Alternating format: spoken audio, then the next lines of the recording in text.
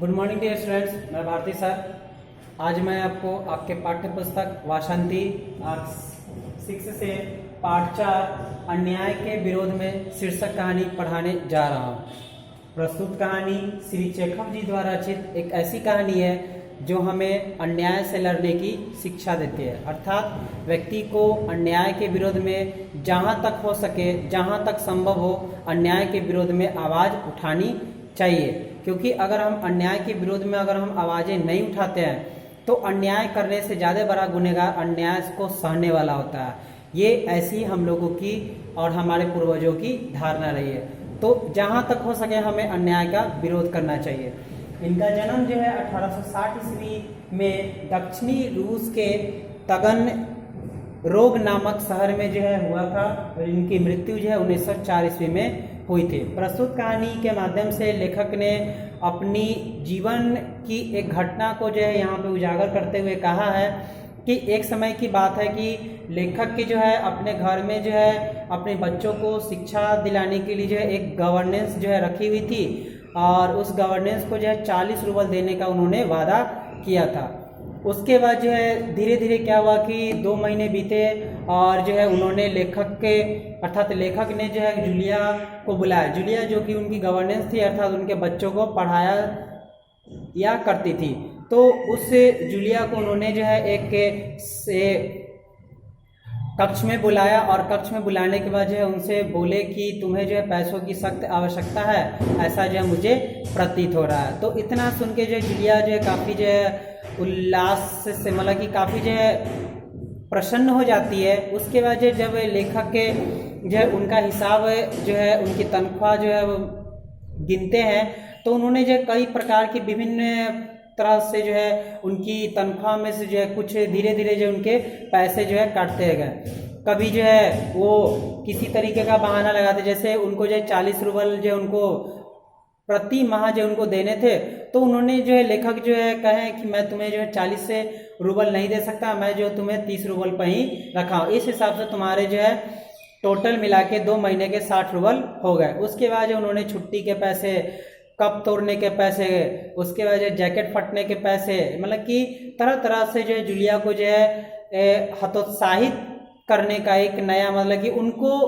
किसी भी तरीका से जो जूलिया के पैसे को काटने का उनका जो है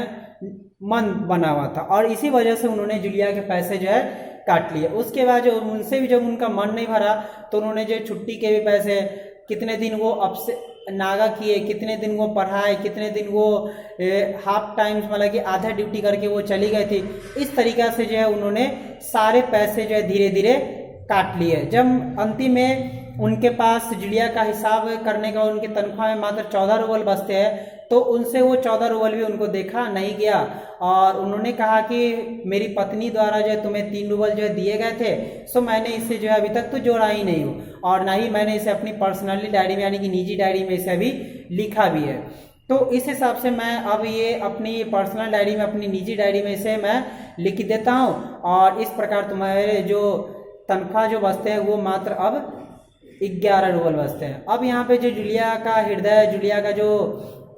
मन जो था वो काफ़ी जो दुखित हो जाता है और जूलिया जो काफ़ी मतलब कि जो उसका शरीर जो है कांपने लगता है, पूरा शरीर जो है पसीने पसीने जो है भीग जाता है। जूलिया को इस बात का आभास ही नहीं था कि लेखक जो है उसके साथ जो इतना मतलब कि छल कपट करेंगे, लेकिन फिर भी जो है वो अन्य मतलब कि विरोध वो नहीं की और पुनः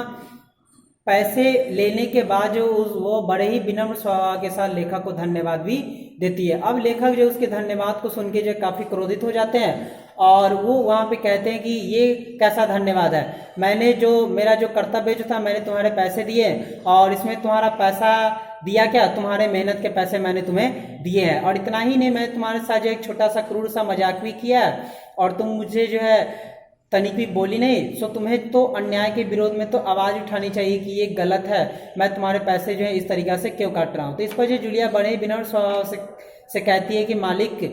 इससे पहले मैंने जहाँ भी जो है ड्यूटी, जहाँ भी मैंने नौकरी की है तो वहाँ पे तो मुझे कुछ भी शेष जो है नहीं मिलता था, आपने तो मुझे 11 रूबल भी कम से कम दिए हैं। अब यहाँ पे लेखक का हृदय जो है पसीज जाता है और वो जो है वहाँ पे जूलिया से जो है माफ़ी मांगता है। जूलिया से माफ़ी इसलिए मांगता है क्योंकि उसने जो छोटा सा क्रूर सा जो मजाक जो किया था, जो जूलिया के हृदय को जो ठेस पहुंची, इस वजह से उन्होंने जूलिया से माफ़ी मांगा। और जूलिया से माफ़ी मांगने के पश्चात उन्होंने जूलिया को कुल मिलाकर जो 40 रूबल की जो बात की गई थी वो उन्होंने 80 रूबल उन्होंने, यानी कि उन्होंने जो है जूलिया को 80 रूबल जो है उन्होंने जूलिया को वापस दे दिए। और देने के पश्चात जो है उन्होंने ये बात जो है शिक्षा दिया कि कभी भी जो है हमें भयभीत नहीं होना चाहिए, हमें जो है हमेशा अन्याय के विरोध में जो है आवाज़ उठानी चाहिए, क्योंकि अन्याय के विरोध में अगर हम आवाज़ नहीं उठाते हैं तो अन्याय करने से ज़्यादा गुनहगार होता है अन्याय को सहने वाला। इसीलिए यथासंभव यथाशक्ति जितना हो सके हमें अन्याय के विरोध में आवाज़ उठानी चाहिए। Thank you, have a nice day.